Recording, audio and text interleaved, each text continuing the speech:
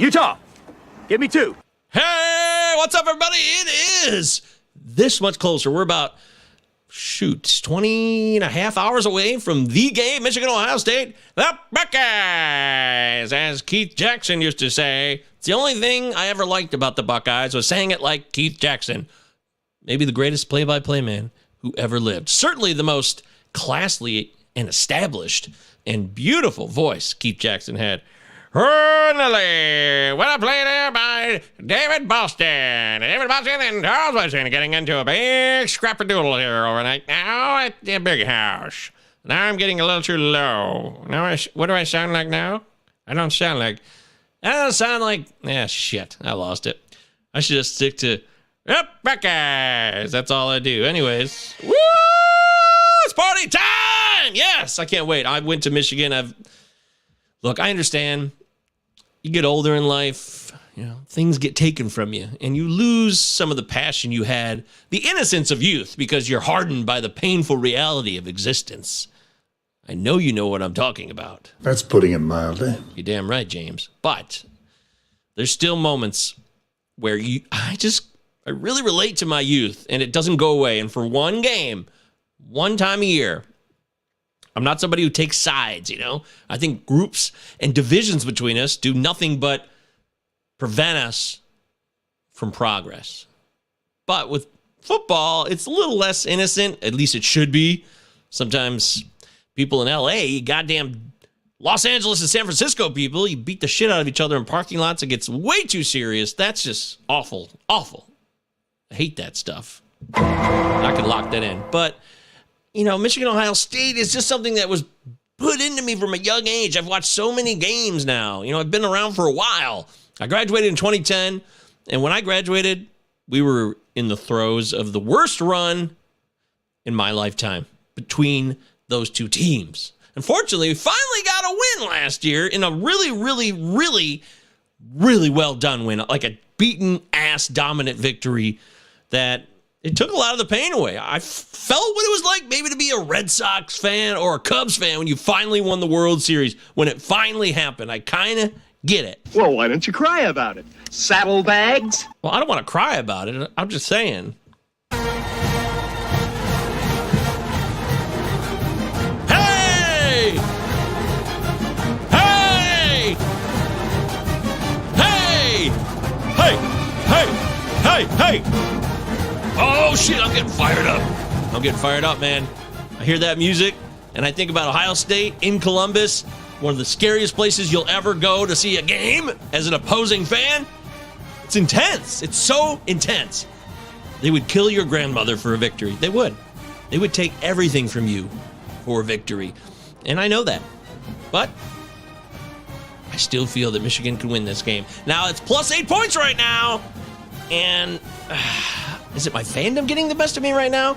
I don't know. You tell me.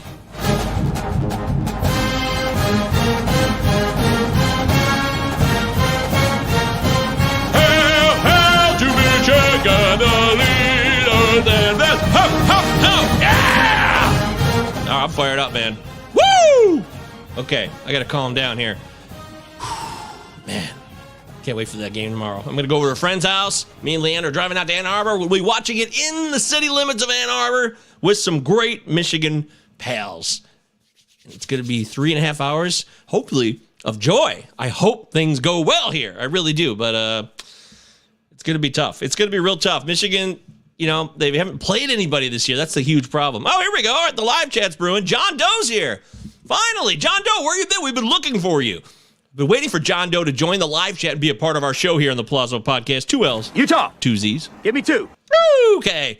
Hey, man, would it be wise to sell high on Justin Fields? I have Hurts as my QB1. Absolutely, John Doe. End of story. Thinking about doing Fields and Ingram for Ayuk, but unsure if that's a wise deal. That's a fine deal. Do it right now. Go for it. Lock it in. Now, Brandon Ayuk, I like him a lot, and he's talented, but he's just got a lot of mouths to feed when it comes to the San Francisco 49ers and what they can do over there. There's a lot of options, but I would definitely do that trade in a heartbeat. I think Fields is, serious shit here. We're talking shoulder issues, and they might have to shut him down for good. So I would do this deal, and I like Evan Ingram as a tight end, but he's super inconsistent because Lawrence just didn't feed him enough. I would do this trade right now, John Doe. I'm going to lock that in. There it is, locked in. Good to have you here, John. Subscribe to our YouTube channel, please. We've had a bit of growth recently. It's been real nice. Let's keep it going. Let's get this up to 400 subs. I mean, this is ridiculous. We should easily be a 400 subscriber channel. We're way better than this. We offer entertainment and analysis, the best of both worlds. Chad knows what I'm talking about, don't you, Chad? Chad says, give me Florida State alt line minus 21. Florida ruled out practically their entire offense. Yeah. That's pretty bad. I really thought that Florida would have a fighting chance in this game, but I may have made a huge mistake. So I guess that's what I get for living this life. I did take Florida in the plus 10. So, Chad, you got me really bummed out. Anyways, I work at FTN, and I do make college football picks as well. So check out FTNbets.com. Use my promo code MJGovier. You get to save a bit of money, and you get access to everything. Whatever you want to bet on, we have the Discord channels for it, and all of the bets are properly tracked in the FTN Bets pick tracker. You can see them all. There's full transparency, whether it's WNBA or World Cup soccer, of course, NFL, NBA, college basketball, Feast Week. We got a lot of good shit going on here. So get your ass over to FTNbets.com right now. I love it there. Hey, Brian, what's up, buddy? Brian Pereira is here. Good to see you. How was Thanksgiving yesterday, Brian? Did you enjoy yourself? He says, my family 10-team league is so stingy. Yeah, we talked about this before, didn't we? A few weeks back, we talked about family leagues and how nobody wants to trade. It's really, really annoying. I know it's shocking, too. He says, I could offer Mahomes for free. Nobody would take it. Scumbags! You're damn right, Brian. I think that's the first time somebody's called their family scumbags. And I'll give you a round of applause for that, because that's just hilarious. Good shit, Brian. Good shit, my man. Chad says, I was going to pick Florida until I saw all the wide receivers were ruled out. Well, I like their coach a lot. Billy Napier is a good coach. He was brought to Florida after he made miracles at Louisiana with the Raging Cajuns. So I'm going to trust in Napier here being a better coach than Norvell. But we'll see, because Florida State's clearly had the better season. There's no doubt about it. But these rivalry games, anything can happen. Throw out the record books. Troll toe. Yeah, sometimes you get trolled that way. All right, so, man, I'm excited for Michigan, Ohio State. Let's break it down for you real simple. Michigan has not played anybody of note. All their road games have been against lame-ass opponents. Ohio State, they beat Penn State on the road. That was a big win, convincingly. So everything leading up to this shows me that Michigan hasn't played anybody, doesn't have the battle-tested experience like last year's team. So I want to take the +8. But I might be fooling myself here with my maize and blue goggles, right? It very realistically looks like Ohio State could win this game by 10. I think somebody in the Slack chat over at FTN where I work, somebody's like, yep, lock it in. Ohio State by 10. And right now, I'm starting to see that a lot more. But I'm not going to bail on my +8. I'm going to stick with it because I do think that Harbaugh, he's actually a better coach than Ryan Day. Is that true? Well, why don't you cry about it? Saddlebags? Well, I'm not crying about it. I'm just saying that I think Harbaugh knows how to get the most out of the players he has and the scheme he has. Yeah, that's right. Ryan Day is someone who inherited Urban Meyer's masterpiece. Does he really know what he's doing? I mean, at Ohio State, anybody could drive the car. But can you get it repaired when it needs that oil change? When you need to rotate the tires? When you need to replace that muffler? Is Ryan Day the kind of guy who can recognize that, you know what, that's my muffler. I need to replace that. Or not. I don't know, something to chew on. The more you know. Brian says, LOL, it was an interesting Thanksgiving dinner discussion on how I'm the only guy trying to ruin everyone's roster just by trying to improve. How dare I attempt something so crazy? Yeah. Oh, Brian, that's good shit, man. Love having you here. These family leagues, I haven't done them, but I've heard the stories. A lot of stories about these family leagues, and it doesn't seem like everybody's playing to win the games. You play to win the game. Doesn't seem like that. If you can't make a trade, more trades. Stop being so stingy. It's a family league. Make it more fun, people. If you're in a fantasy football league, that's a family league. Open your heart, open your mind, trade your best player. Take a chance. Take a chance. Take a chance on me. All right. So, well, maybe you could be the asshole of the league. Every family has an asshole, right? Don't be that guy. They do. Maybe I'm the asshole of my family. I don't even know it. Usually you're the last to know if you are the asshole. I do know that Columbus is the asshole of America. So, hey, yeah. Woo! No way. Look at that. I just burned Ohio State's ass. Can't wait to watch that game tomorrow. It's the only game of the year where I am just every play. I am standing up. I'm fired up. I'm yelling. I get very passionate. I don't know what it is, but there's just, once you've witnessed an Ohio State-Michigan game and you've relived it, or you've lived many of them, it's really hard to get fired up for the other games in the schedule, especially when you're playing Hawaii and Colorado State and a bunch of nincompoops to start the year. It's just, who cares? It's really just, hey, the season is Ohio State. Let's hope we can get there with a really good record so it means more. But even if it didn't mean as much, it's still a really intense game. That's what I say about that. Chad says, Michigan's slaughter of Penn State is the big question mark on how much it matters. Yeah, you're right. Penn State's the variable here, the similarity.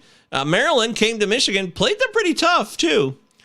And Maryland also played Ohio State pretty well last week, so you can't really gather anything of note. There's no real concrete information you can get from either one of the schedules from Ohio State or Michigan. You just can't. Big Ten is trash this year, total trash. I mean, just absolute garbage, right? What did the Big Ten offer this year except 2 undefeated teams and a partridge in a pear tree? Everything else is shit, right? Oh, that's our NFL draft teaser. That means we've got to talk NFL and fantasy football. That means I have to officially get off the Michigan-Ohio State game. I'd love to talk about it more, but really, it's just time to wait for that game to show up. I can't wait for tomorrow. I'm stoked. Whenever you're watching this, maybe you're watching this while the game's going on because you want to learn more about fantasy football week 12. We had a wild day of Thanksgiving yesterday. I had a parlay that was going to win, but the Giants touchdown with 8 seconds left totally fucked me. Thanks a lot, Giants. God, what a stupid touchdown. I hate bad beats like that. I had the parlay. I took the Lions and the points, and I had the Cowboys, and I had the Vikings. Man, such a bummer, man. I wish better things happened in my life. Whee! Anyway, the Big Ten's trash. That's what we know. I'm the trash man. And yesterday was heartbreaking from a gambling perspective. And I'd like to congratulate the Millie Maker winner, whose lineup did have Nelson Aguilar in it, and Kirk Cousins, and none of the Bills wide receivers. That was a smart play yesterday. Don't play any of the Bills wide receivers, and you could still win $1 million. That's what happened yesterday. Congratulations. Oh, George Cook. What's up, George? I hope you're subscribing to the YouTube channel. Remember, the Discord's free, too. We got to pop the Discord link in the live chat, which I will do right now. But George wants to know, what do you think of the A.J. Brown illness news? Well, George, I don't think much of it. Do you think it's a big deal? You tell me. George, you're a fantasy stalwart in your own right. I'm sure of it. So what do you think? Are you sad about it? Do you think A.J. Brown's going to be somebody we can't rely on this week? Are you talking DFS? You took in rest of season? Tell me where your thoughts are. Tell me why ain't nothing but a heartache. Tell me why. Oh, seriously. As far as we know, he's just ill. So I don't think it's a big deal. But he will practice today, so I don't think it's a problem at all. He did miss. He got sick. He shit his pants. He puked in a bucket. Who knows what happened, but he'll be fine. He's going to play Sunday. I have no doubts about it. And I wouldn't be worried whatsoever about A.J. Brown. Chad says, Toledo is really good, but they are horribly mismatched against Ohio State. That's true. And Notre Dame never wins big games. Yeah, a lot of people are on Notre Dame to win this game outright against USC, but I'm not buying it. I'm taking the USC in the 5.5. I'm laying the 5.5. Chad also says Brian Daboll is going to give himself CTE the way he coaches. Yeah, did you see how pissed he was when that touchdown got called back? The first touchdown the Giants scored was called back on a penalty. He was so pissed. I mean, he was raging out. He basically was like Gilbert Gottfried. This was Brian Daboll yesterday.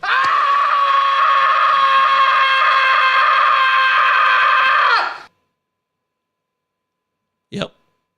That's Brian Daboll. Oh, Sound Money. What up, Sound Money? And the Twitch, in case people want to chat with me, but I won't chat with them. No, you won't, Sound Money. We know that. George laughing it up. He says, he's had 2 bus weeks in a row. Just don't know if I should play Mike Evans over him for fantasy. Well, Bucks, Browns, Mike Evans, hit or miss, unfortunately. Mike Evans is due. I really would like to play Mike Evans this week. I really would. And I know A.J. Brown had a tough matchup, too, against the Colts. I was calling it. I took the Colts in the 6.5 last week because the Colts' pass defense can be a problem. And they knew how to limit the somewhat simple offensive execution that Philadelphia does. So I think I might roll Mike Evans instead of A.J. Brown. But at the same time, you know, the Eagles will be taking on Green Bay, and Green Bay sucks. So it seems like it's a good opportunity for A.J. Brown to get right. That's a really tough call. I don't think the illness affects A.J. Brown, but I can't guarantee you he's going to bust loose against Green Bay. But Green Bay does suck. They do. Their defense isn't anything to worry about. Jair Alexander's a fraud this year. So, yeah, you know what? I think I could stick with A.J. Brown, but I'm not super confident about it. Can't trust it. I think Mike Evans by a hair. It's very close, though. Mike Evans by a nose. Very, very tight, George. Very tough call, I must say. George also says Saquon only getting 13 rushing attempts and not being in for that final drive was a travesty. Yeah, I didn't play Saquon at all yesterday. I just didn't feel like... I feel like he's getting run down, and they're not going to drive him into the ground, and that they might get behind against the Cowboys, which would be a problem for Saquon. George says the Packers fan in me would love to say Jair shadows Brown and shuts him down, but... You know that. Come on, George. You know the truth. George says, you're killing me, shitting on my Packers. Well, look, your Packers speak for themselves. Dude, my Lions, my Bozo Lions beat your Packers recently. That says it all, George. That just doesn't happen. That is not something that happens, okay? I got to tell you, I am definitely feeling like it's a strange world where the Packers seem less organized than the Lions do now. That's really the world we're living in. Even though Lions lost yesterday and did the classic Lions Bozo Fest failure that they always do, as soon, I mean, what the hell? Dan Campbell's been shit on so many times for his clock management. And once again, I got to see it in real time yesterday on Thanksgiving. The Lions get a pass that's just short of the first down, and then 7 seconds ticks off, but then there's a review, and they take it back a yard, so then the clock goes back to 32, and you're like, oh, okay, shit, wow. Well, we lucked out, and they got the timeout back. But then on 3rd one, they throw the ball on a fade, a go route down the sideline to DJ Chark, who already caught a touchdown pass. DJ Chark he's talented. When he's actually on the field, he's viable. But it's Jared Goff. That ball was horrendous. I mean, unless they had been a plan to throw a back shoulder on the sideline, but Chark had a step on him. If he had thrown it farther down the field, that was the shot. I don't hate the play call, but then you kick it on 4th and 1, and you give it back to the Bills, and everybody in the world, every Lions fan who's ever lived, knew exactly what was going to happen. You could lock that in 3 times over. Every Lions fan knew this game was over as soon as that happened. And then Josh Allen throws a beautiful ball. What a throw that was. No UCL injury, in my opinion. That you can't make that throw if you're hurt. So I'm not buying into the UCL stuff. I think it's between the ears this season now. Or there's a lack of confidence because he did get hurt and he lost some of his confidence recently, but he's physically capable to throw a dime, a laser right down the middle of the field that half a second too late, it would have been knocked down. It was such a great throw. And that was it. And then I knew the field goal was going to be made, and I knew the game was over. Because that's what Lions do. George Cook says, hey now, helmet tip interception changed that game. Yeah, but Aaron Rodgers threw 2 goal line picks that game. You can't. Aaron Rodgers was sleepwalking in that game against the Lions. It was pathetic. You know it's pathetic. You saw it, George. Look, the Lions are shit. They'll always be shit. And the Packers just aren't very good this year. It's the Vikings division. And I don't see how the Vikings blow this. Though the Vikings have blown things in the past. They came back and beat that Patriots team last night that was very game. So, George says, broken thumb could be an excuse, right? Uh-oh. Do we know that? We know Aaron Rodgers has a broken thumb? I don't know that we know that, George. I haven't seen that officially. There's been talk, but anyways, Chad says, I've never been so happy to see Tulane win a football game like I was last night. It gave Coastal Carolina another chance at controlling their destiny on the Cotton Bowl bid after the canceled game. So it's official, Tulane beat Cincinnati? I'm so happy for Tulane. Good for them. Woo! I love Tulane, man. Very happy for them. George says Vikings defense will be the reason they lose in the first round of the playoffs. I can buy that, George. I'm with you all the way, buddy. Vikings, they're just... Kirk Cousins won a road playoff game once in New Orleans. That did happen, but that's about it. I think Case Keenum took him farther than Kirk Cousins ever has. Woo! All right, let's get into the nuts and bolts this week, though, because I want to talk football of what we need to talk about here. So let's dive into the action this Sunday. I talked about the game, Michigan-Ohio State. I'm stoked for it. It's going to be great. It's going to be legendary. There's a lot of other college football, a lot of rivalries going on, as Chad's saying. We got action right now. Iowa should dismantle Nebraska. I feel confident in that. North Carolina they were laying 6.5 against the Wolfpack. Chad says the Wolfpack's already up 7-0, but I don't care what happens in the first half. College games are all about the second half and the fourth quarter, so we'll worry about that later. All right, let's get into the first game. Tampa Bay Bucks at the Cleveland Browns. Oh, doctor. Let's break it down. So the Bucks are 3.5-point road favorites because the Browns have just shit the bed. The Browns are toast. Deshaun Watson, the scumbag of all scumbags, a man who's lied to his own mother, probably his own girlfriend. He's lied to himself more than anything. And yet, this is America, Jack. So This is America, Jack. This kind of shit's just allowed to go on. So Deshaun Watson will be back in the fold, and the Browns will probably make a run. It'll just be so ugly and ooey and nasty. And Deshaun Watson, just don't be that guy, okay, guys? Don't be that guy. Do not be that guy, please, for the love of God. Even if you throw touchdowns, it's still not good enough. It's just not even close. There is a standard for decency in this world, and I'm no tight ass, but I'm talking about a basic respect for women.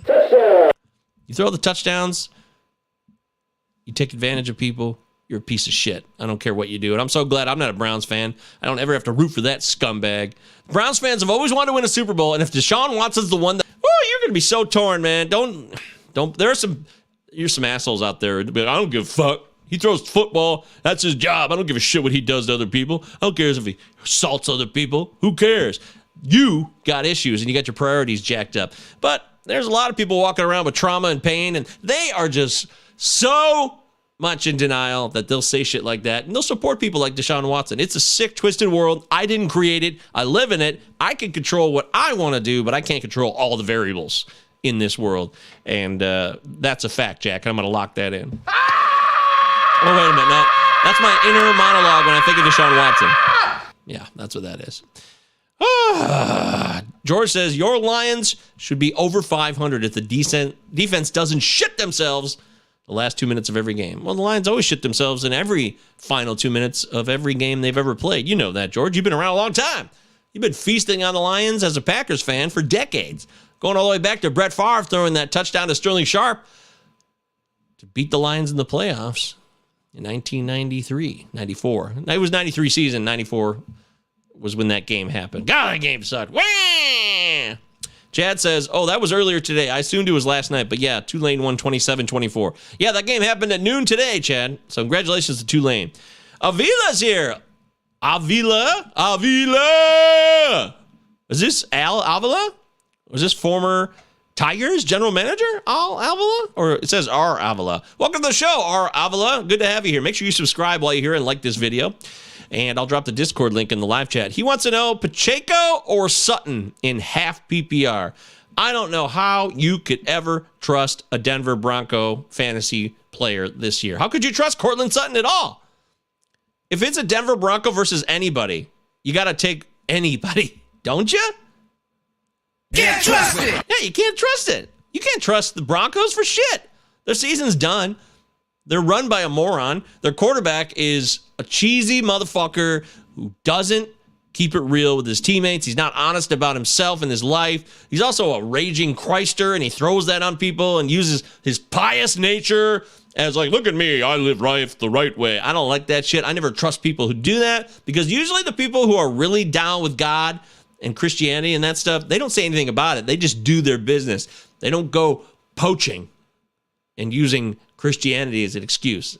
I've always really, really been turned off by Russell Wilson and the way he does things. And I'm not surprised at all. I'm taking Pacheco. I think it's an easy call. Isaiah Pacheco's become the centerpiece for the running back position. You don't even have to worry. CEH was not a concern, but now he's officially not a concern because he's on the IR. Yeah, McKinnon might catch a couple balls out of the backfield, but this is Pacheco's backfield for the rest of the season, and it's really the key for the Chiefs to win a Super Bowl. I really believe that. Pacheco in a run game, which we've always talked about, Chiefs need to run the ball more. They get too much into the pass. They fall in love with the passing game. Andy Reid and Eric Bieniemy love to throw the ball. So Pacheco's easy call here. I don't care if it's 4-point PPR. Pacheco on the ground, scoring touchdowns. The Rams are dead in the water. Aaron Donald's like, what am I doing here? Why? Although, I got to tell you, okay, I'll say this. Bryce Perkins, who's going to be the starting quarterback, he's out of Virginia. I think there's some fun potential for him to make some noise against that Chiefs defense, especially with the line being 15.5. I mean, the line's out of control. So George says Pacheco isn't the pass-catching back, so I lean Sutton. It doesn't matter if it's PPR. If a guy doesn't catch any balls, you're still not getting points in half PPR. Cortland Sutton's not going to get opportunities. It just doesn't happen. It sucks. The Denver Broncos are shit. They're total shit. Welcome to hell. Yeah, welcome to hell. Denver Broncos offense. Chad says Sutton gets empty volume at least. I doubt it. Okay, you can go ahead and dream on about that. I'm going to take the more reliable player, even if he doesn't catch his balls. If Isaiah Pacheco gets 18 carries, runs for 115 yards, and scores a touchdown, that's going to be more than whatever Cortland Sutton does. I assure you. I assure you. Plus, the Panthers' D is underrated. They really limited the Ravens last week. They come to play. And outside of that weird-ass game between the Falcons and the Panthers about a month ago when it was 37-34 and DJ Moore took his helmet off and cost them a game, yeah, that was real dumb. Good God. Yeah, Bryce is right. What are you doing, DJ Moore? What were you thinking? You know what DJ Moore did? When he threw his helmet off and he caught that possibly go-ahead touchdown, guy missed the extra point because of his penalty, but when he caught that amazing pass catch, end of the game, threw his helmet off against the Falcons, and he just said, Whatever, motherfucker! Yeah, that's what he did. He didn't say it, but that's what his actions were. So funny. Chad says they don't utilize him in those packages. I don't give a shit. Sutton, Broncos offense is dead. I'm locking that in. I'm not changing my mind. Georgie says, yeah, pretty much every pass catcher in KC will get a touchdown before Pacheco. Maybe not. I mean, KC can get up in this game. If it goes away, everybody says it's going to go. The Chiefs are going to get up on the Rams, and then they can just run the ball in the second half. Pacheco can grind out a big, healthy load of stats in the second half. Chad says Sutton 2 weeks ago, 6 for 66 on 11 targets. Last week, 5 catches for 84 yards on 7 targets. Okay. Wow, dude. Yeah, that's Wow, dude. I'm not impressed. I'm going Pacheco, and I'm not changing my mind. And we'll find out what happens on Sunday, because that's the ultimate judge of the truth. Play Sutton. It might be cheaper in DK, too, on DFS. Sutton could be a cheap DK play. Maybe I'm wrong, but I'm not going to change my mind. Cook's going to say, an early lead bodes well for Pacheco. All right, well, you let us know. Make sure, when we're not on the air, you let us know in the Discord, of course. I just dropped the Discord link in the live chat. The Palazzo Podcast here. 2 L's, 2 Z's. Utah. That's how you spell it. Give me 2. Make sure you're following us on Twitter and you're in the Discord, because the Discord's where the action's at. We'll talk about all your decisions for Sunday. We'll talk in off-season baseball, Dynasty. If you're into Dynasty baseball, Dynasty football, we're doing all that shit in the Discord. So get on in there.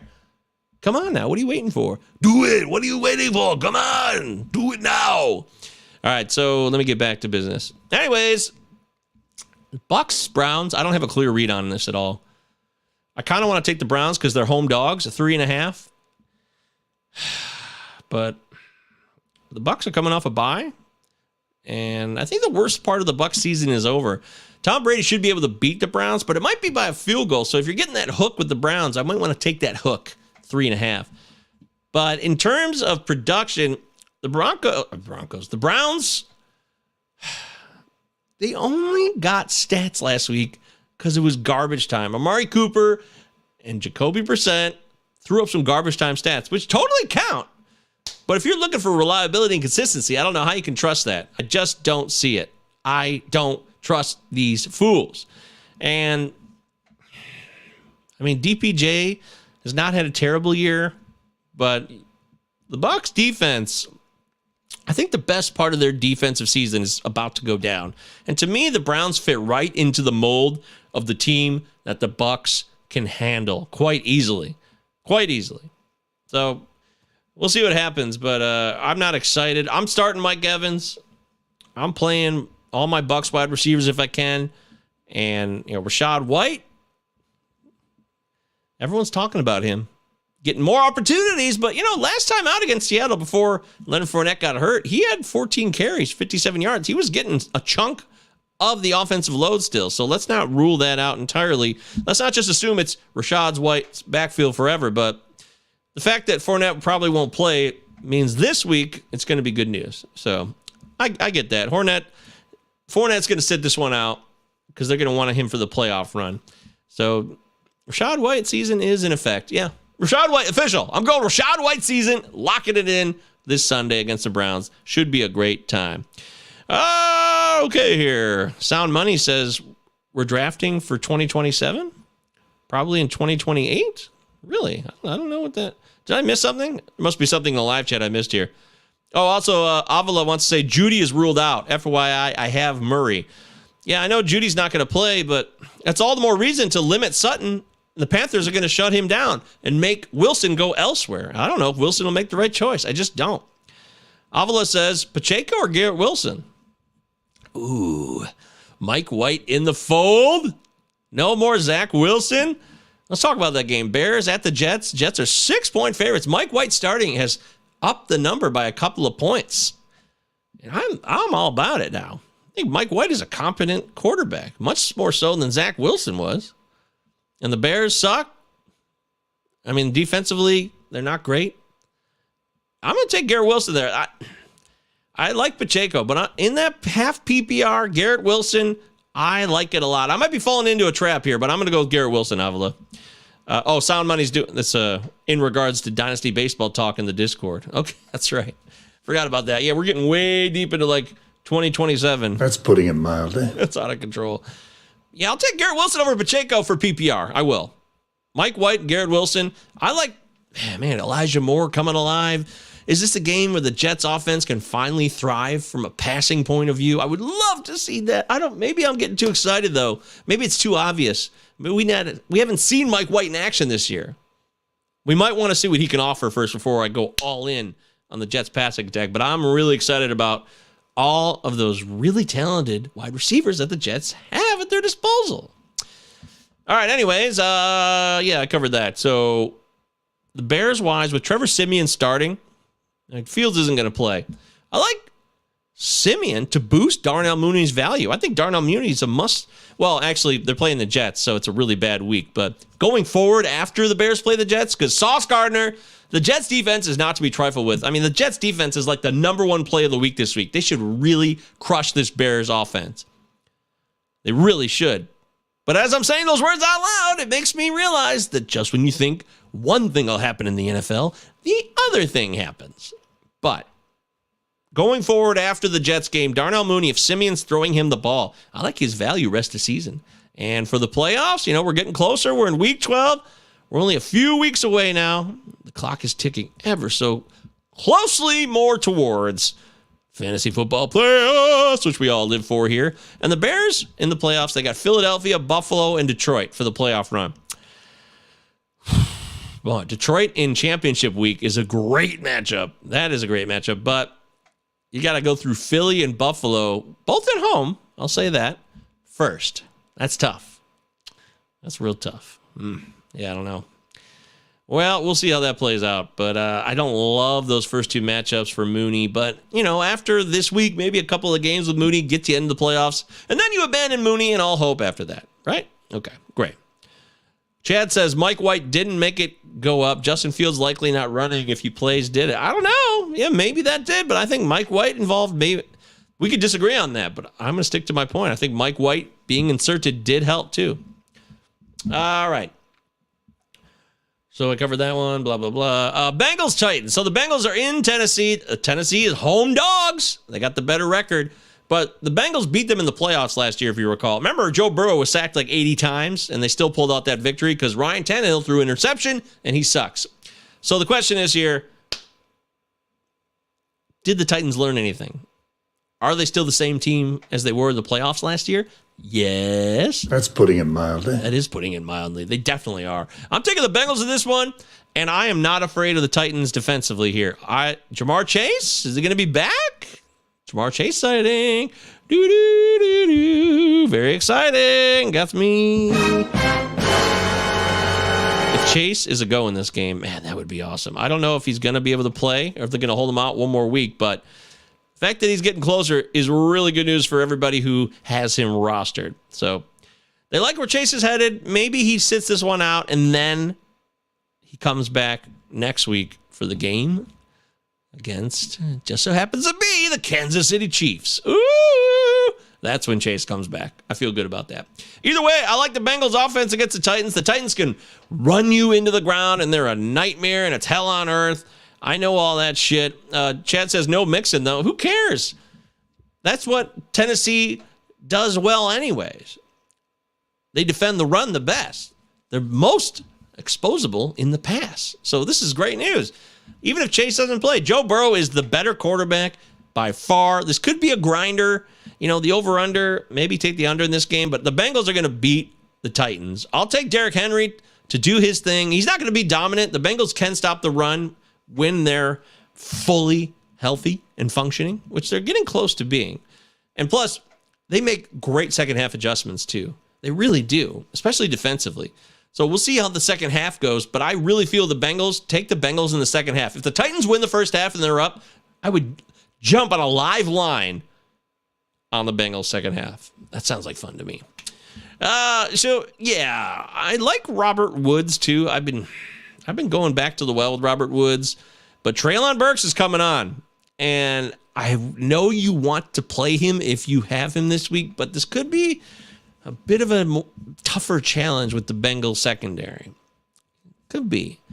But if Treylon Burks shows something here, I'm willing to start Burks. I think it's somewhat risky. He's kind of in that might be iffy category for me. But if Burks is who we think he is, then he should really show out and show us something. And that would be a big boost for his value and for my trust in the Titans as a team. If Treylon Burks shows us, hey, I am who I thought you thought I was. Now, if you want to crown them, then crown their ass.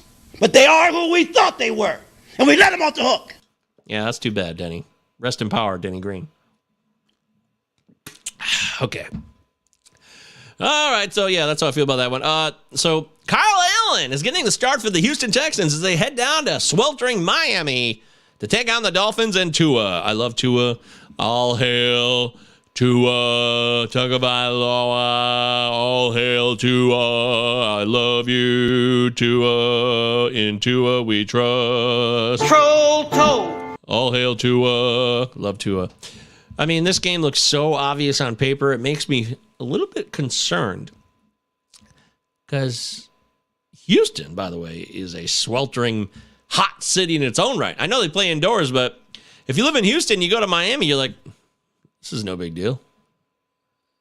I've lived this weather all my life.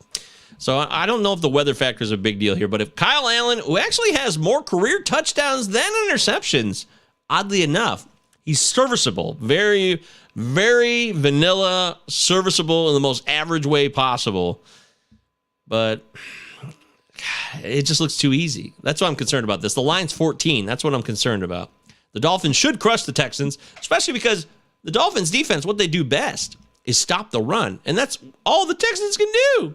Dameon Pierce should have a real tough day. And if he can't get it going, it's up to Kyle Allen to hit Nico Collins and Brandon Cooks.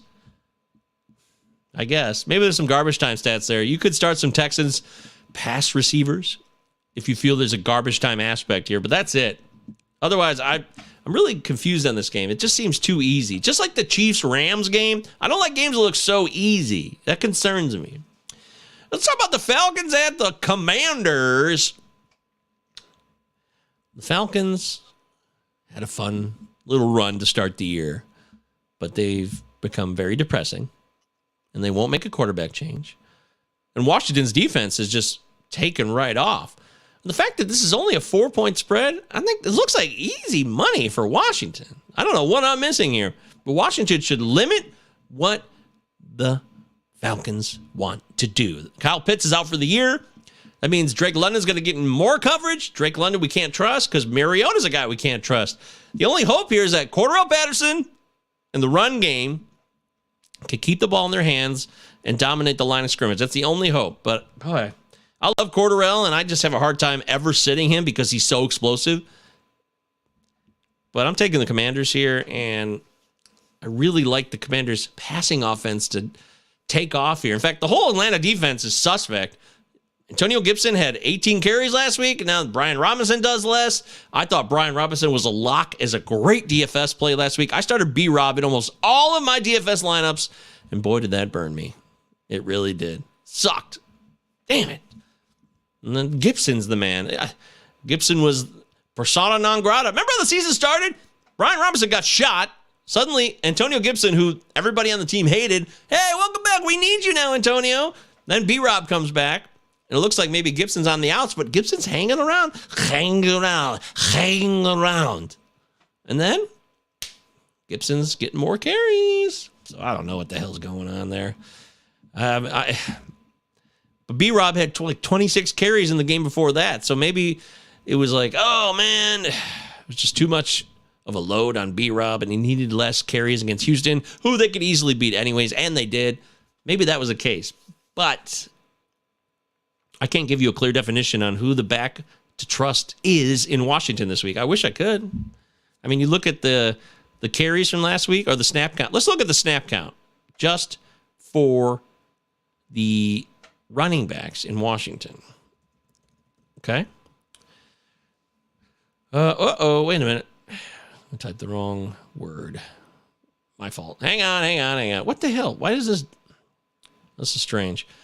This filter is terrible. I'm trying to work with this filter of this website that I use that I really like a lot. It's great it puts all the information for you in the snap count in order, and it gives you snap percentage, season snaps, offensive snaps for each week, whole season. It's really, really great. But for some reason, it's not working for me when I need it to work. That does happen in life. You guys ever have those problems where you're like, man, I really need this to work right now, especially when you're doing a show and people are listening to you or watching you, and then it doesn't work? That sucks. So, okay, there it is, finally. So last week, it was Antonio Gibson. He blew Brian Robinson out of the water, 68% to 34% of the snaps. So there you have it. That was obvious. Will that continue? I mean, season snaps, by the way, and we know that B-Rob was out, so it's not really fair to compare, but Antonio Gibson's at 362. Brian Robinson's at 189. I don't know that tells us a lot going forward, though. I wouldn't put a lot of stock in that. I'm just sharing information, and you guys can do what you want with it here on the Palazzo Podcast. We're live on YouTube. Please subscribe if you've never subscribed before. Let's get up that subscriber count to 400. Let's do it. And, of course, we're a podcast, so if you've never rated or reviewed us, yesterday I took my mom's phone, and I finally reviewed all of my shows for her because she's never reviewed one of my podcasts. I finally did it. Thanks, Mom. Thanks for those reviews that I wrote. And I only tell you this because this is how a lot of people work. It's not a secret.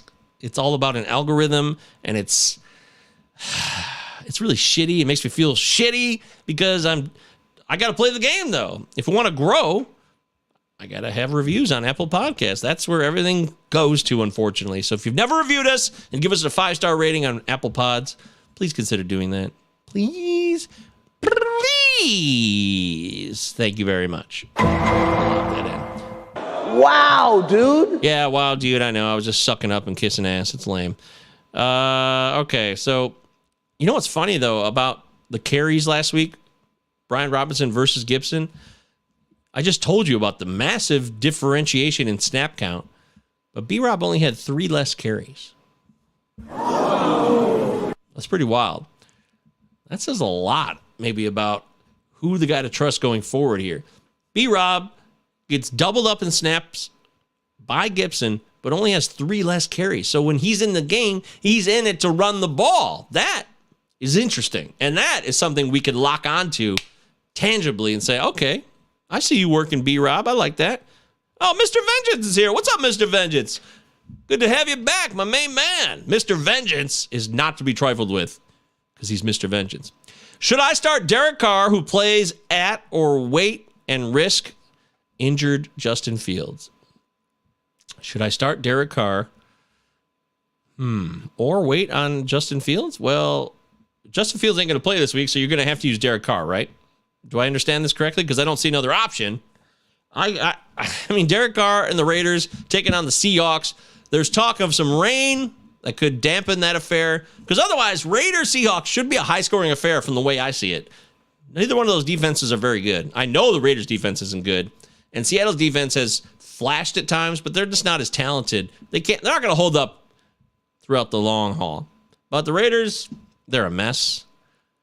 So, yeah, start Derek Carr this week. I like the matchup. I really do. And I don't know if you could trust Justin Fields, Mr. Vengeance, coming back. I said this earlier on the show when we talked about the Bears and Trevor Siemian and Darnell Mooney's value rest of season. Justin Fields a real problem here. I don't know how we can trust that he'll be healthy. I mean, it's all about his legs anyways. It's not him throwing the ball. So even if it is a shoulder injury, maybe he can just go out there and run. If there's no chance of making it worse by playing, maybe that's something the Bears think about. I don't know. Either way, you got to trust Derek Carr now. There's no faith. I don't see Fields getting super healthy right away. Boom. Plus, I talked about the Bears' playoff schedule. It's not pretty. So even if you wanted to hope that Fields comes back for fantasy playoffs, bad matchups. Bad matchups. Philadelphia, Buffalo. Ooh. Get the Lions in the title week, but you got to get there first. You got to get over Philadelphia and Buffalo to get there. That's tough. That is challenging, to say the least, in my opinion. Okay, moving forth here on the Palazzo Podcast, 2 L's, 2 Z's. Make sure you follow me everywhere. Follow us everywhere. Please subscribe to the YouTube. I say it a lot. Please follow us on your favorite preferred podcast platform. Yes, this is a podcast as well. In fact, I did a show for Thanksgiving morning yesterday that I didn't post on the pod feed. I just kept it on the YouTube only because it was really a live chat to prep for the upcoming 3-game slate on Thanksgiving. And I didn't think it makes for quality audio. But this one's, we're not so focused on the live chat. We're doing the live chat, and you're welcome to drop your questions in here, and I will answer them because I like to help if I can.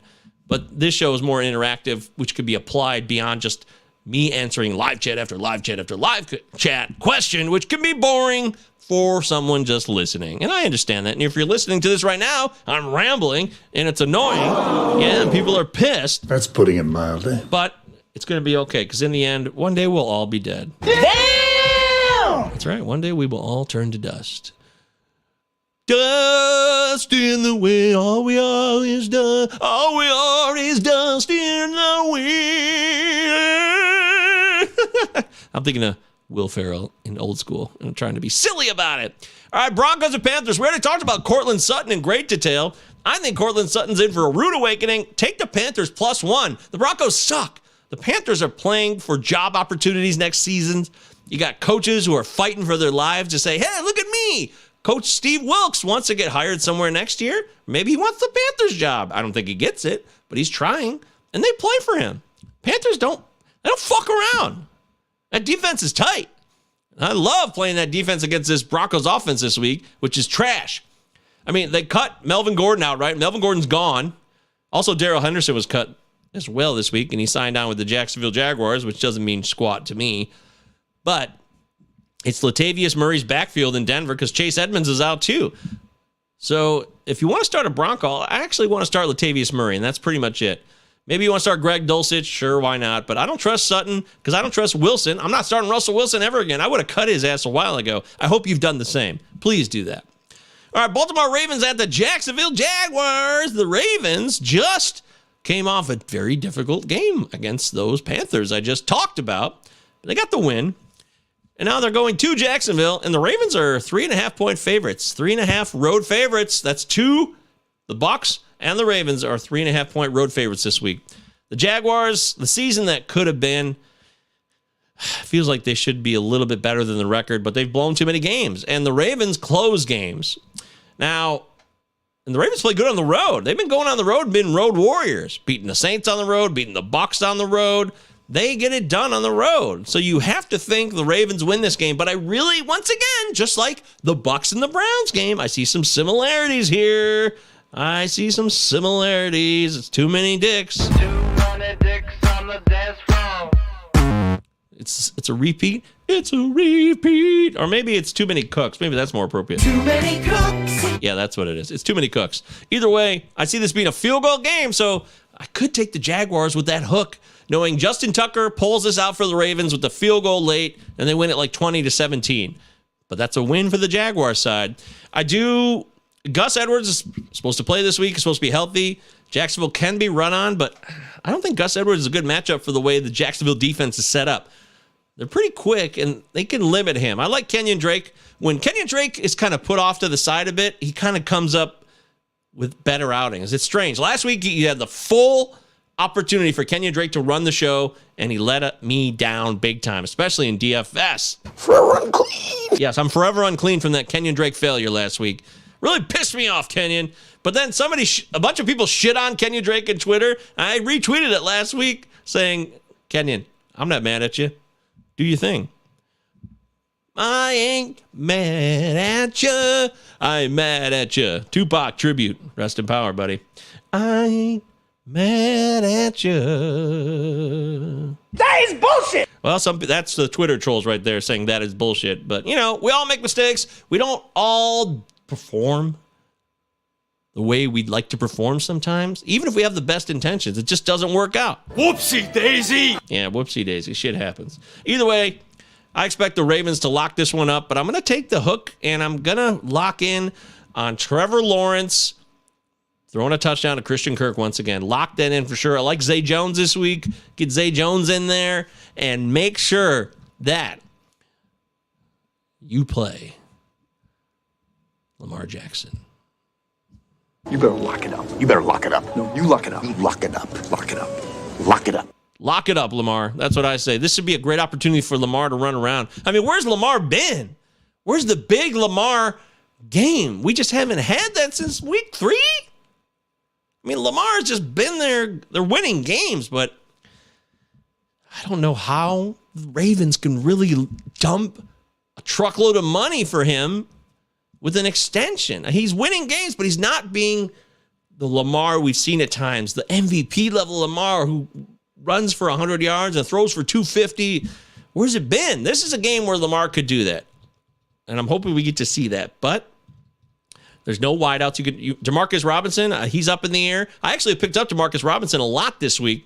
I thought it'd be a nice play going forward because there's no wideout that Lamar could trust. It's all about Mark Andrews and Isaiah Likely, the 2 tight ends, really.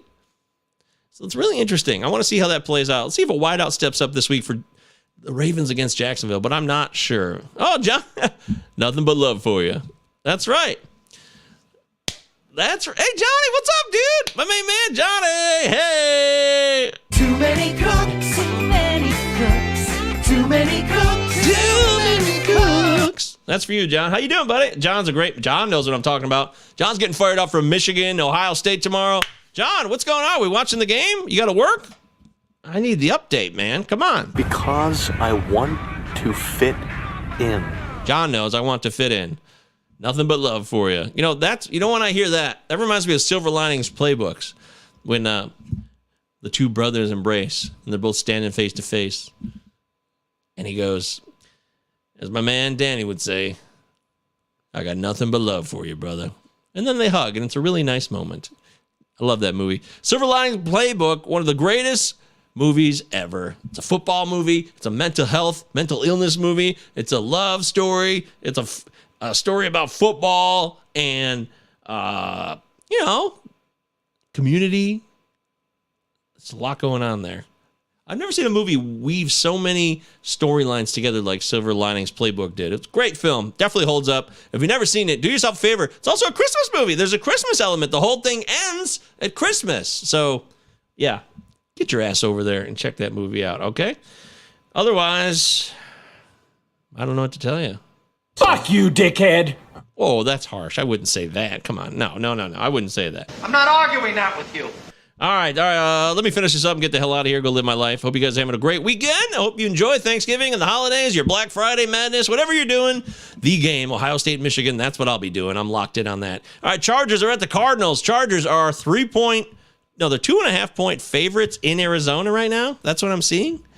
And Kyler Murray's supposed to be back on the table this week. I love Latavius Murray. I said that earlier. That's for my guy, Mr. Vengeance. Whoever asked about Murray, I love Latavius Murray. He's one of the only Broncos I would play this week. But Kyler Murray's not a guy you could trust, and I don't know if he's going to start or if it's going to be Colt McCoy. I mean, the Cardinals looked lifeless.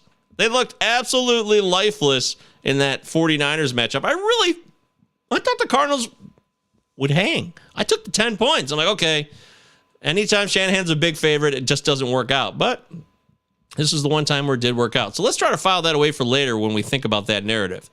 But the Chargers are hanging around. They're doing their thing. Keenan Allen looked good in his return. So Keenan Allen against the Cardinals, I like him. I still like Josh Palmer. He doesn't go away. Josh Palmer is very much a part of this offense. Him and Herbert have a connection, big time. And you're going to start Palmer. You got to start D-Hop. You got to start James Conner. And, Max Williams is a guy, he spells his name with 2 X's. Max Williams. What you just said is one of the most insanely idiotic things I have ever heard. Yeah, I know. It was. But he does spell it with 2 X's. And Max Williams was off the IR last week. He's back. He's a guy I really liked out of Minnesota, former Golden Gopher. And I would be keeping an eye if you need a tight end this week. I know there's no buys. All the teams are in action for week 12, which is a nice little treat for us. We got 4 games on the 4 o'clock slate, by the way. That's unheard of. That is so rare. So when you're sitting on ass Sunday watching football, you're going to be very happy when you have 4 games at the 4 o'clock window. Good at what? Sitting on ass? Yeah, it's going to be great. Oh, man. And about 7 o'clock, you're going to look at yourself. You're going to see all the pizza boxes or the cartons of empty food, the ice cream, whatever the hell it is you're eating. You're going to look around. You're going to see all the carnage. And you're going to say, I've made a huge mistake. That's right. All right, so Cardinals underdogs at home. The Chargers beat the Falcons on the road as 3-point favorites. So I'm going to stick with it.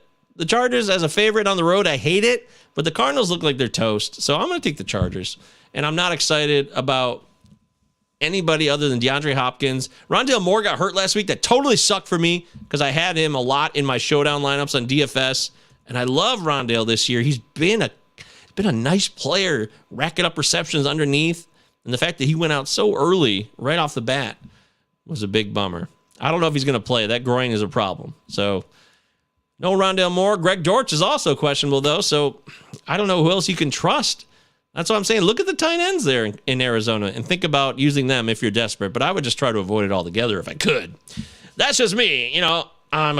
Call me a crazy guy. I just like butter in my ass and lollipops in my mouth. Call me crazy. Call me a pervert, What movie's that from? Anybody know that line? Because that is definitely from a film, and I just swiped it from that movie. Live here on the Palazzo Podcast. Woohoo! They also called me Mr. Dynamite, by the way. Mr. Dynamite! But you can just call me Michael. Follow me on Twitter, MJ Govier. Hit me up anytime, by the way. DM me. Anything you need. Discord is always live. I dropped the link in the live chat today. John says, watching the game in a closet with no distractions. Love you, dude. About a 9 on the tension scale, Rube. That is intense. That's very intense, John. I love it, though. I wouldn't expect anything less. So I wish you well. I'll see you later, John. Bye, Felicia. All right, let's finish this up, and I'll go bye-bye. I already talked about Raiders Seahawks. Raiders are 3.5-point dogs in Seattle. I can see the Raiders winning this game outright. There's supposed to be rain, like I said, so let's keep an eye on the forecast. If it's not windy, though, I don't think the rain will be that big of a deal. But let's look at the forecast heading into Sunday. It's a 4 o'clock game, so we have time, and we can see how that'll play out. But Seahawks coming off their loss in Germany, off a bye. They've got their players. They're healthy, and I want to start all of them because that Raiders defense sucks. So I'm starting all the Seahawks without any question. And then from the Raiders' perspective, sure. I mean, Derek Carr could do something. Then again, monkeys might fly out of my butt. You ever heard that one? That's funny. But the Raiders are just, man, they're annoying. They're very annoying. because they let you down time and time again. But Josh Jacobs, I love Jacobs and Kenneth Walker here going head-to-head. This should be a lot of fun. I want to see what Jacobs does. He carried the ball 24 times last week for 109 yards. It was a big, big part of the win over the shitty Broncos. Jacobs closing in at 1,000 yards already. He should break that in this game. He's got 7 rushing touchdowns on the year. And he also had that big catch in the Denver game, that 41-yard grab. That was huge. So I love Josh Jacobs. I'm starting him. The Raiders, if you have a Raider you want to use, Mac Hollins comes to mind. I don't fear the Seattle defense, and neither should you. All right, the Rams and the Chiefs, plus 15.5. The Rams are dead in the water. Their lines are terrible. Offensive line, defensive line. They can't do anything. But Bryce Perkins could be fun. He's got nothing to lose. He's a first-time starter in the NFL. And if McVay is motivated at all, I could actually see the Rams covering this one. Desperate times for the Rams. Is McVay tuned out? Is he like, here you go, I don't give a shit, I'm mailing it in, this is just practice for the future? We're talking about practice. I don't know. Maybe it is, maybe it isn't. Maybe I'm trying to spin this around. I'm trying to find a reason that the Rams could do something here. Spin it!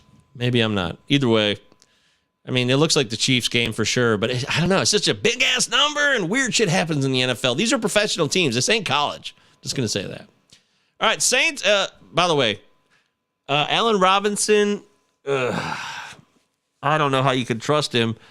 The thing about Tutu Atwell is he had that one catch, that one big catch for a touchdown. That was big. So is there life with Tutu Atwell now? Will there be a connection between him and Bryce Perkins? Something to monitor, and the Chiefs could be checked out, and there could be some garbage time opportunity in this game. That's the only advantage I see right now. But I also think the Rams could be sneaky. So, I mean, not the running attack. I mean, Kyren Williams is my guy. They let Darrell Henderson go. So can Kyren Williams be unleashed this week? I would love to see that happen. And the Chiefs can be exploited defensively. They can.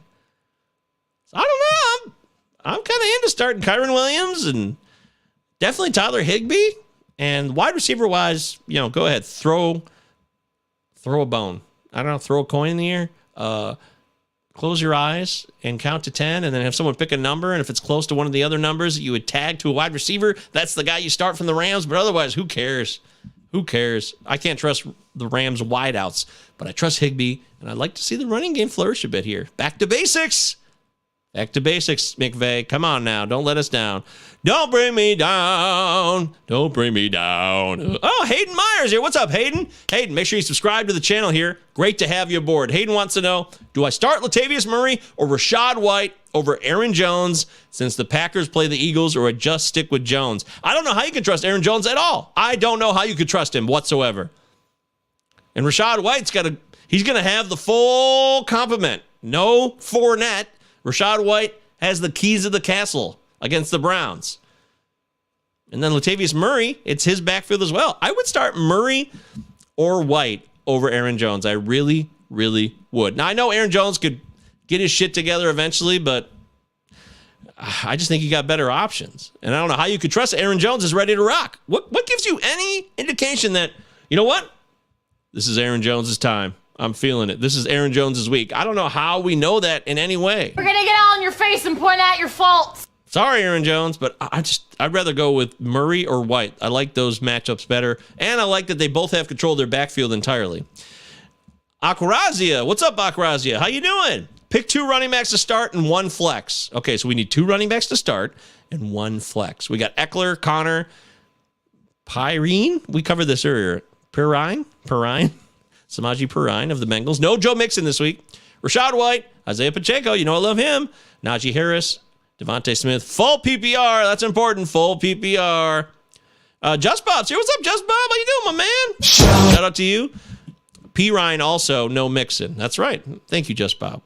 All right, back to Akrazia's question. Akrazia, subscribe to the channel here. Love having you aboard. Also, the Discord link is in the live chat. You newcomers, you can come ask questions anytime you want. Discord's totally free.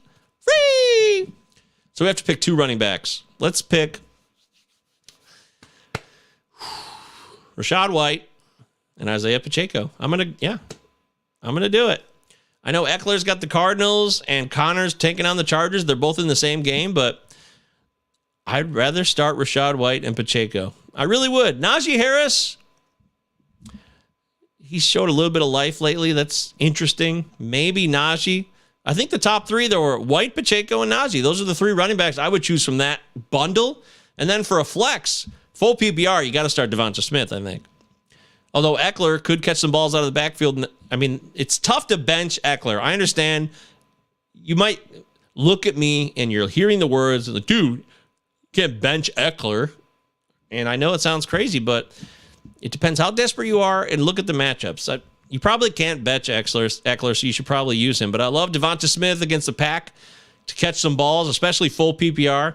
Eckler, Smith, White, Pacheco, Najee. Those are the four guys I like. And you're going to start three of these here. So you pick one more to pull. I'm giving you a top four. I'm putting it back on you, Akrazia, because you are the manager. In the end, you got to make the decision. That's my 2 cents. All right, Saints and Niners. The Saints are almost 9-point dogs on the road to the 49ers. 49ers are looking like badasses. But, man, this is 49ers played a great game in Mexico City. But once again, they're big favorites at home against a Saints team that has offensive weapons. So they can hang around.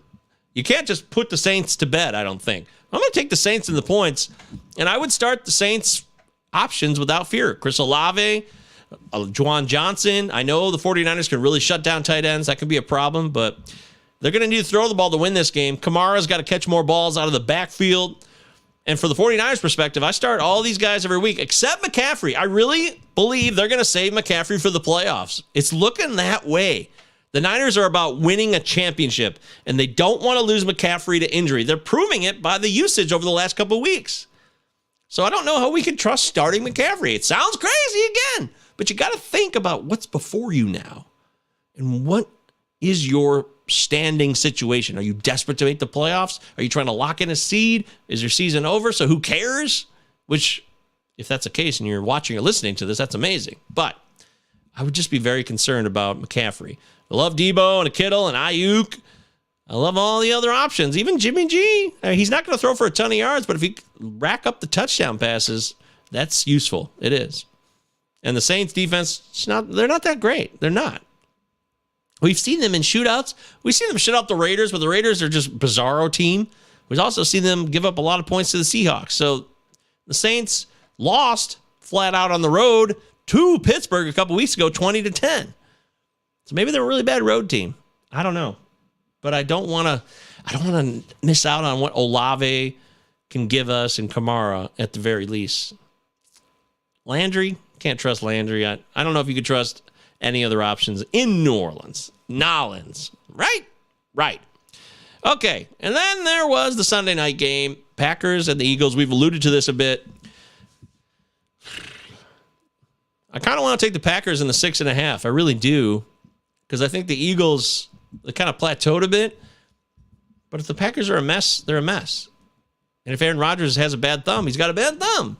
And if there's dissension and dysfunction and confusion, if Christian Watson is just going to catch all the touchdowns, that's great. I don't know how you could bench Christian Watson this week. You got to play him. But don't worry about A.J. Brown's illness. Start Devonta Smith.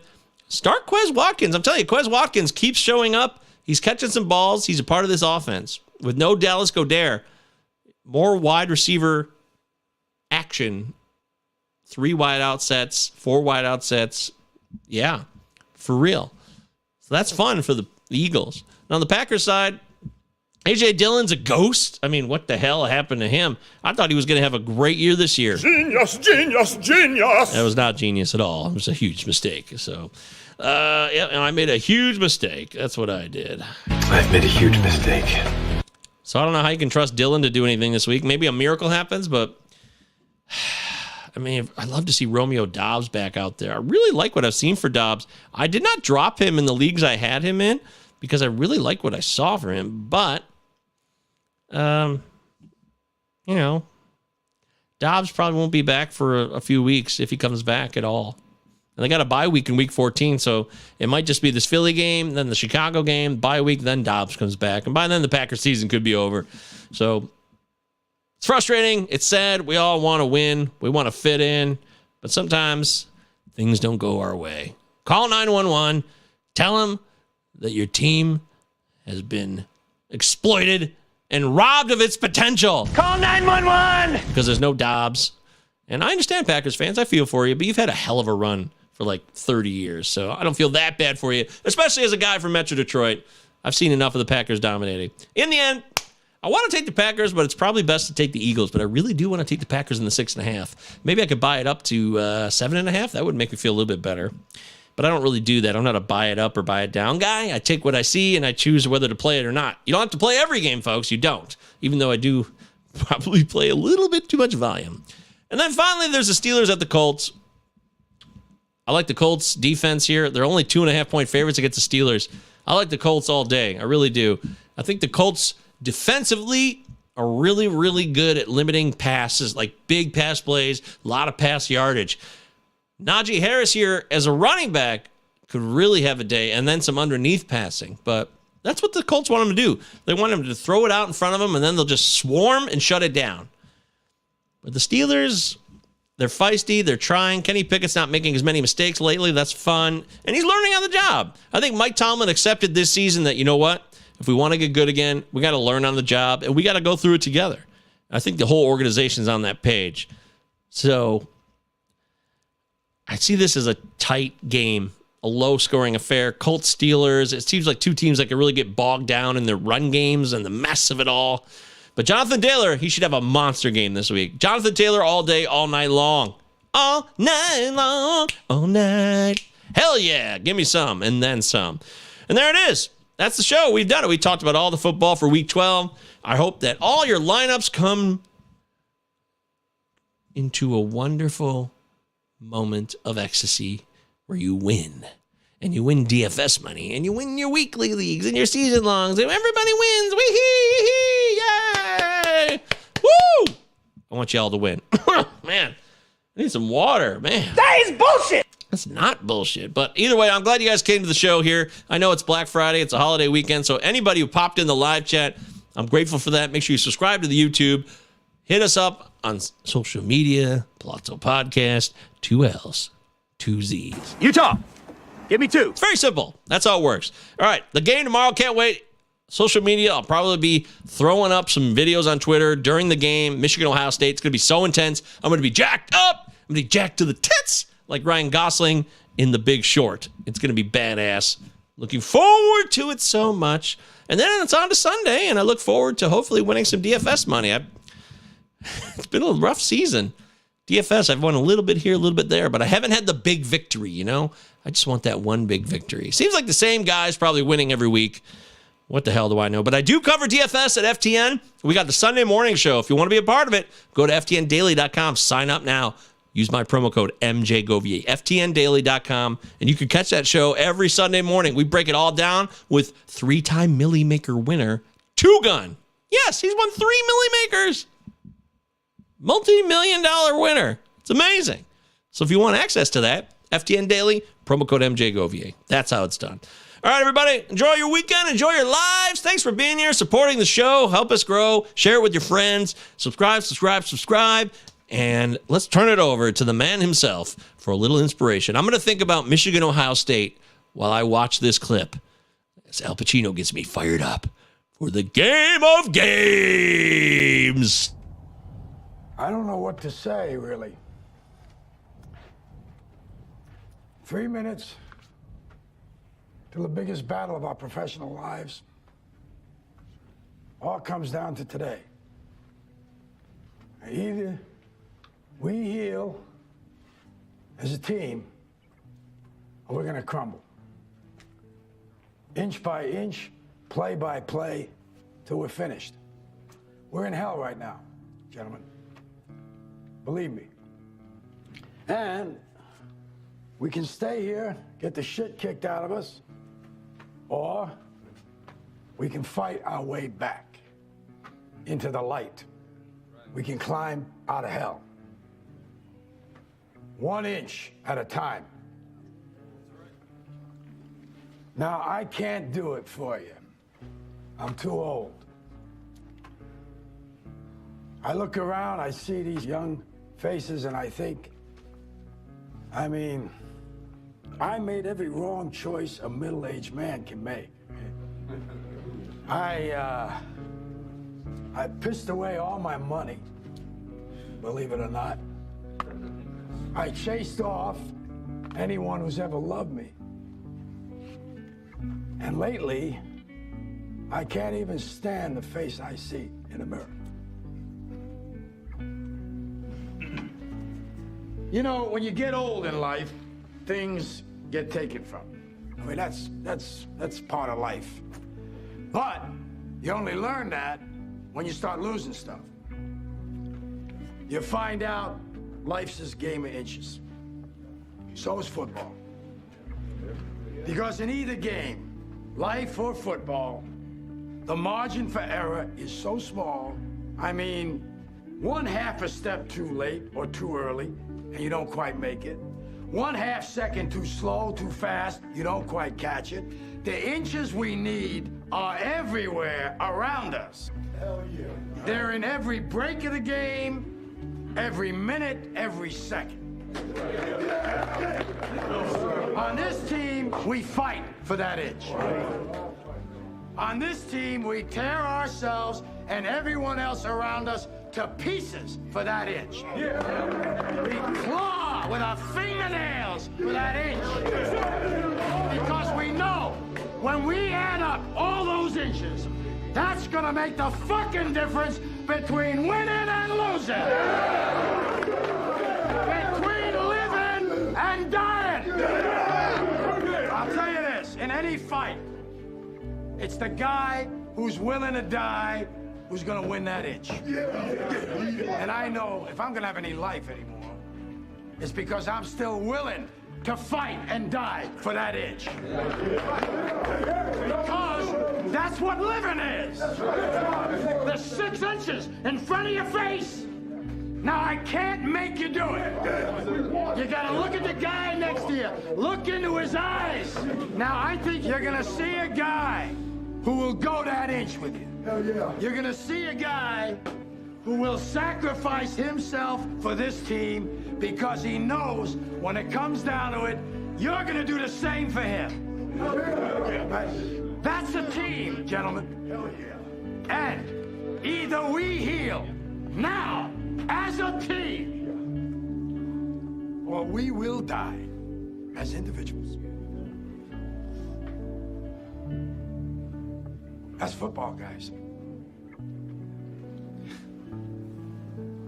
That's all it is. Now, what are you gonna do?